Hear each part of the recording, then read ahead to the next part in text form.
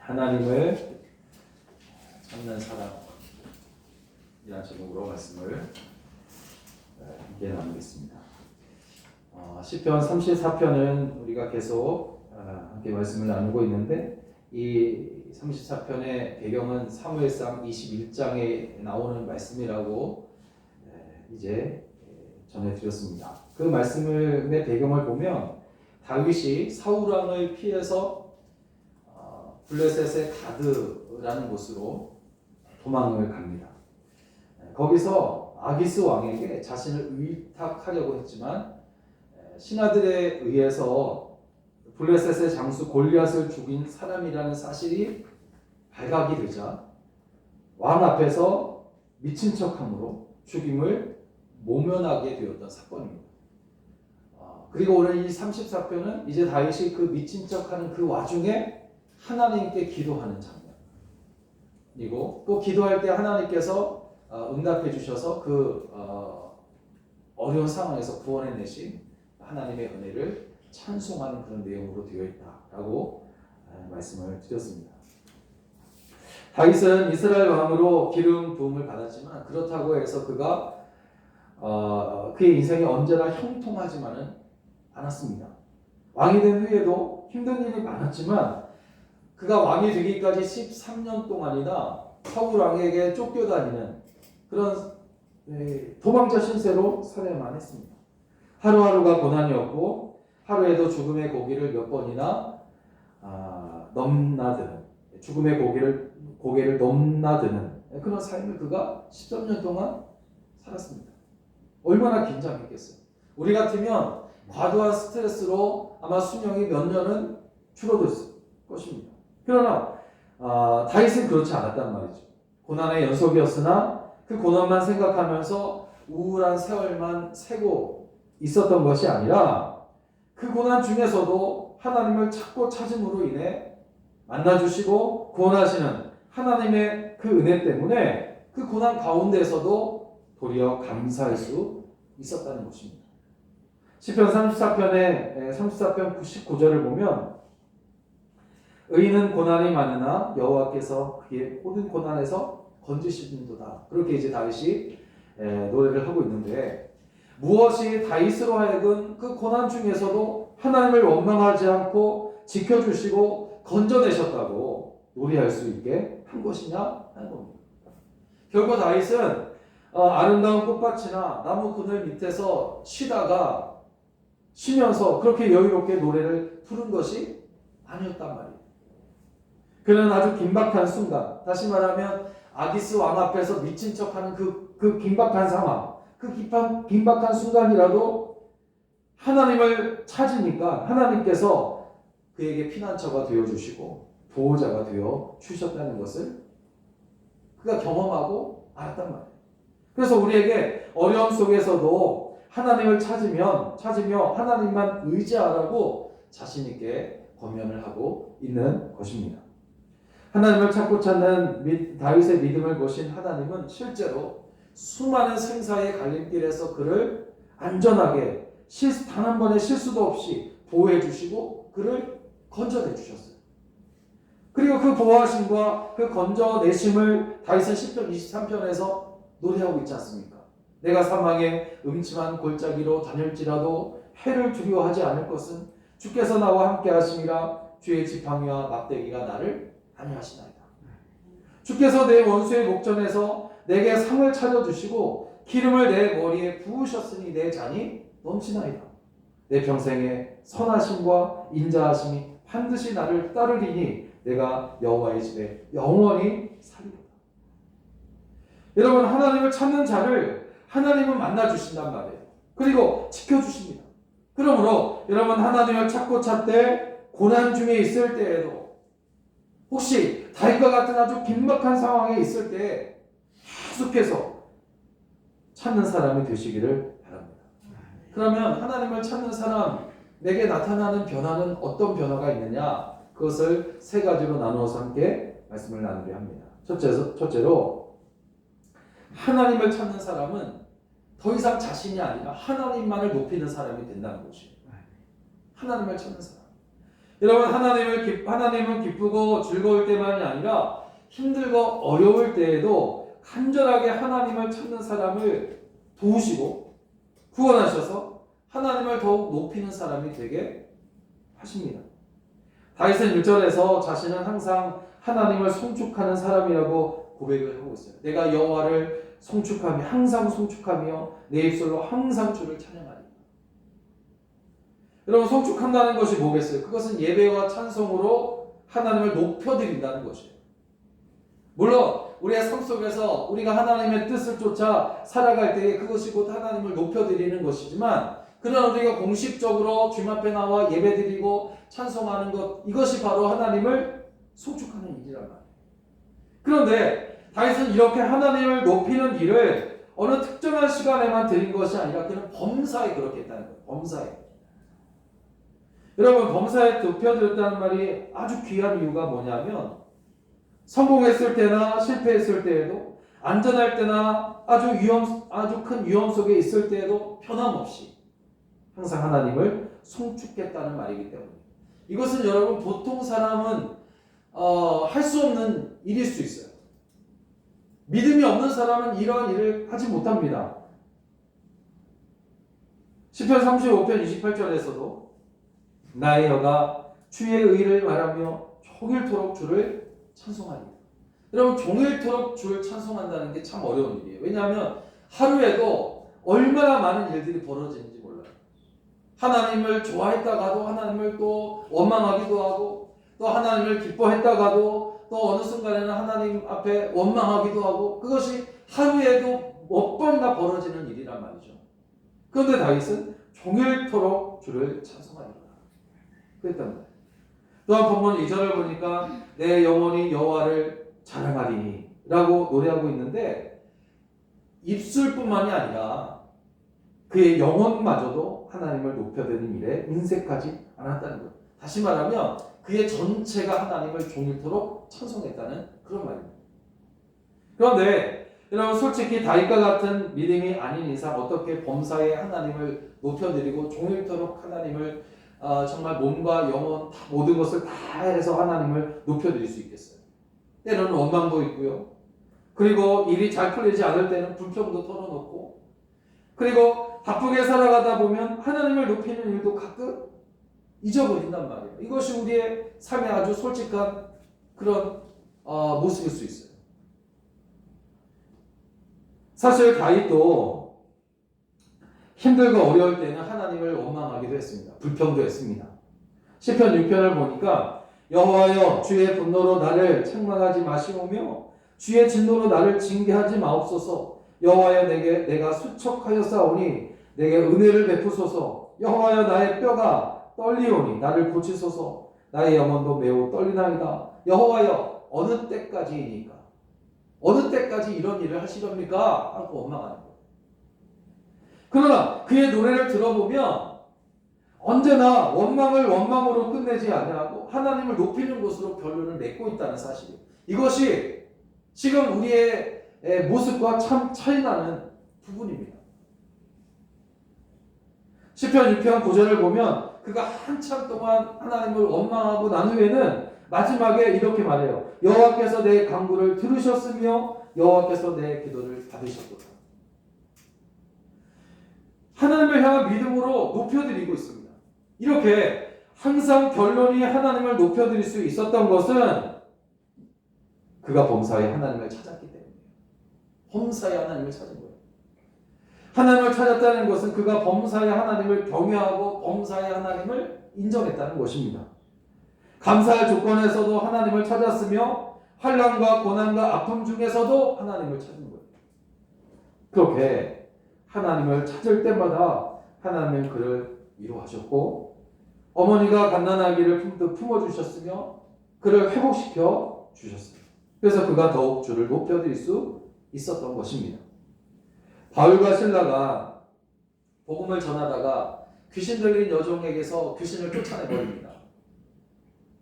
근데 그 여종으로 인하여 돈을 벌고 있는 사람들이 이제 더 이상 귀신 들린 그 여종이 점을 치지 못하니까 돈을 벌지 못하게 돼요. 그래서 이 발과 실라가 소동을 피웠다. 그렇게 이제 하는 이유로 억울하게 그가 이제 감옥에 갇히게 됩니다. 숱한 매를 맞습니다. 그러다가 이제 밤중쯤 되어 기도하며 찬양을 하는 거예요. 그때 큰 지진과 함께 감옥 문이 열리고 쇠사슬이 풀려졌어요. 이러한 바울의 인생은 언제나 하나님을 찾는 인생이었습니다. 감옥에서도 찾았고 길거리에서도 찾았어요. 그랬더니 그는 감옥에서도 주를 높이는 사람이 되었고 길거리에서도 주를 높이는 사람이 된 줄로 믿습니다. 다윗도 마찬가지예요. 편안한 곳에서만 하나님을 찾고 높이지 않았습니다. 정말 기가 막힌 상황 속에서도 하나님을 찾으며 하나님을 막 높여드렸어요. 그리고 그렇게 하는 것이 귀한 것임을 우리에게 또한 알려주고 있습니다. 여러분, 하나님은 우리가 환난 중에도 당신을 높일 때에 기뻐하시고 감격하십니다. 그래서 우리에게 은혜를 베푸시는 거예요. 환난과 어려움 중에 있을 때 우리에게 은혜를 베푸세요. 환난 중에도 하나님을 찾고 찾는 사람을 하나님께서 도우시고 그를 지키십니다. 그리고 구원하심으로 더욱 주를 높이는 사람이 되게 하시는 줄로 믿습니다. 이렇게 하나님을 찾고 찾는 사람은 자기를 자랑하지 아니하고 하나님을 자랑하게 되며 자기를 높이지 아니하고 하나님을 높이는 사람이 되는 것이에요. 여러분, 하나님을 높이고 자랑하는 성도가 되시기를 주의 이름으로 부탁을 드립니다. 둘째로, 하나님을 찾는 사람은 그분의 선하심을 맛보게 됩니다. 선하심을 맛본다는 것은 은혜를 체험한다, 경험한다, 그런 말이거든요. 본문 4절을 보니까 내가 여호와께 구하매 내게 응답하시고 내 모든 두려움에서 나를 건지셨도다, 그렇게 나와 있어요. 이 말씀에서 구했다, 그건 뭐냐면 죽을 힘을 다해 찾았다, 그런 말이에요. 또한 6절에서도 이 공고한 자가 부르짖음에 여호와께서 들으시고 그 모든 환난에서 구원하셨도다 했습니다. 여러분, 고통당하는 사람이 하나님을 간절히 찾으며 도움을 구하였더니 하나님께서 그 애절한 간구를 들으시고 모든 환난에서 구원하셨다는 것입니다. 8절에서도 너희는 여호와의 선하심을 맛보아 알지어다 그에게 피하는 자는 복이 있도다.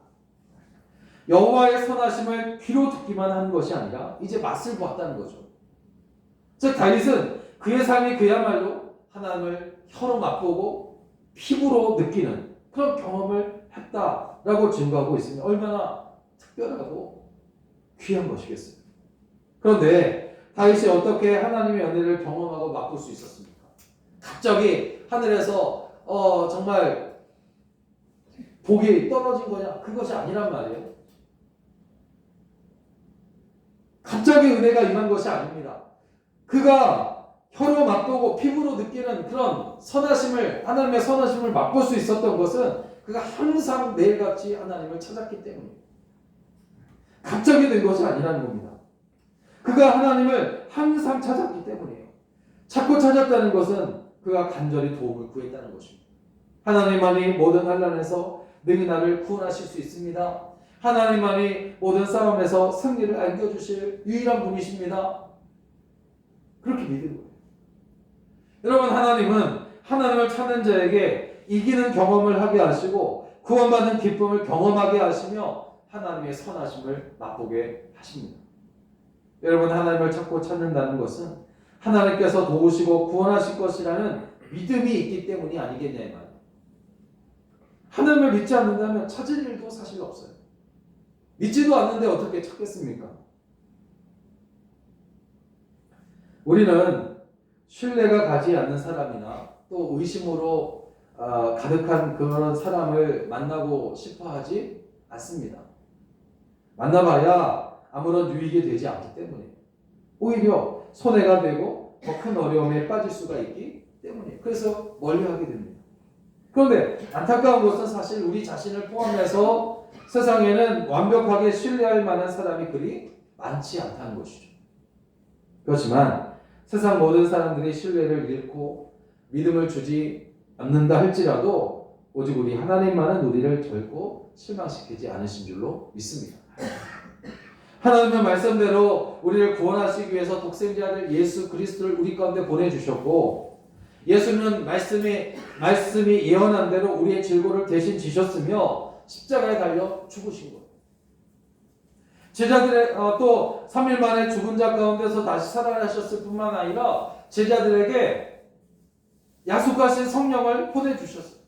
그리고 예수를 영접하는 사람은 누구나 멸망하지 아니하고 영생을 얻게 하려 하심이라 하신 이 말씀을 지금까지도 지키고 계신다는 사실입니다. 여러분, 다윗이 하나님을 찾고 찾았을 때에 하나님을 신뢰하고 믿으며 도움을 구했을 때 하나님께서 그에게 응답해 주시고 하나님에서 건져 주시며 그래서 하나님의 선하심을 맛보게 하신 것처럼 오늘 하나님을 찾는 사람이 되시기를 바랍니다. 하나님께서 만나주시고 또 환난에서 구원하심으로 그의 선하심을 맛보게 하실 것입니다. 이런 은혜가 여러분 찾고 찾는 여러분 가운데 있어지기를 주의 이름으로 축원합니다. 마지막은 하나님을 찾는 사람은 만족하게 되는 거예요. 부족함이 없게 된다 하는 말씀이에요. 보면 10절을 보니까 젊은 사자는 궁핍하여 줄일지라도 여호와를 찾는 자는 모든 좋은 것에 부족함이 없으리로다 라고 말씀하고 있어요. 늙은 사자는 여러분 전에도 말씀드렸던 늙은 사자는 전에 말씀드렸던 것처럼 풍족한 음식을 그 앞에 던져 놓아도 이빨이 없어, 이가 없어서, 송곳니가 없어서 그것을 찢어 먹을 수가 없는 거예요. 이가 없으니 먹을 수 없어요. 그래서 굶어 죽는 겁니다. 있어도. 그러나 젊은 사자는 어떻습니까? 아무리 메마른 땅이라 할지라도 이리저리 막 뛰어다니면서 기필코 먹을 것을 찾아서 그것을 잡아먹는단 말이에요. 그러니까 젊은 사자는 굶어 죽을 일이 별로 없어요. 그런데 오늘 말씀을 보니까 그러한 젊은 사자까지도 공급하여 줄이게 된다. 그렇게 말씀하셨거든요. 그러니까 이 말씀은 결국 전혀 살 가능성이 없다는 말입니다. 살아날 구멍이 보이지 않는다는 거예요. 그런데 놀랍게도 젊은 사자가 궁핍하여 줄일지라도 그런 일이 벌어질지라도 여호와를 찾는 자는 모든 좋은 것에 부족함이 없으리라. 그렇게 말씀하고 있다는 것이죠. 이런 모든 좋은 것은 하나님이 주시는 최상의 선물인 줄로 믿습니다. 하나님은 우리에게 불량품을 주시지 않으세요. 하나님은 우리에게 가장 좋은 때에 필요한 것을 가장 좋은 것으로 최상급으로 주시는 분이신 줄로 믿습니다. 그런데 누구에게 주시는 겁니까? 누구에게 주셔요? 하나님을 찾는 자에게 주신다는 사실을 결코 잊지 않기를 주의 이름으로 부탁을 드립니다. 여러분 10절의 말씀은 하나님만이 모든 인생의 필요를 세우시는 분임을 나타내는 말이고 그것을 경험한 다윗은 시편 23편에서 여호와는 나의 목자시니 내가 부족함이 없으리로다 그렇게 노래하고 있습니다. 여러분 여호와 하나님만을 의지하고 그 하나님만 믿는 사람은 젊은 사자가 궁핍하여 줄일지라도 그에는 부족함이 없는 줄로 믿으시기 바랍니다. 예수님께서도 하나님을 찾는 사람에게 모든 것을 더하신다고 그렇게 말씀하셨어요. 마태복음 6장 33절에 너희는 먼저 그의 나라와 그의 의를 구하라 그리하면 이 모든 것을 너희에게 더하여 주시리라 말씀하셨고 오늘 본문 9절에서도 너희 성도들아 여호와를 경외하라 그를 경외하는 자에게는 부족함이 없도다 선포하십니다. 다윗은 환난이 많은 인생을 살았어요. 그렇지만 그는 하나님으로 말미암아 누구보다도 만족하며 살았던 사람이었습니다. 그의 삶은 그렇지 못한 삶 속에서도 언제나 기쁨과 평안과 감사로 가득 차 있었어요. 다윗은 하나님께서 자기를 신뢰하는 자를 결코 고아와 같이 내버려두지 않으시고 언제나 축복의 길로 인도하심을 믿었습니다. 그래서 시편 37편 25절을 보니까 내가 어려서부터 늙기까지 다윗의 인생입니다. 어려서부터 늙기까지 의인이 버림을 당하거나 그 자손이 걸식함을 보지 못하였다. 그렇게 말씀하고 있습니다. 그러므로 여러분 하나님을 항상 찾는 사람이 되어서 모든 좋은 것으로 만족하게 되시기를 주의 이름으로 축원합니다. 사랑하는 여러분, 다윗이 하나님을 찾고 찾는 사람이 되었을 때 그는 언제나 종일토록 하나님을 찾았어요.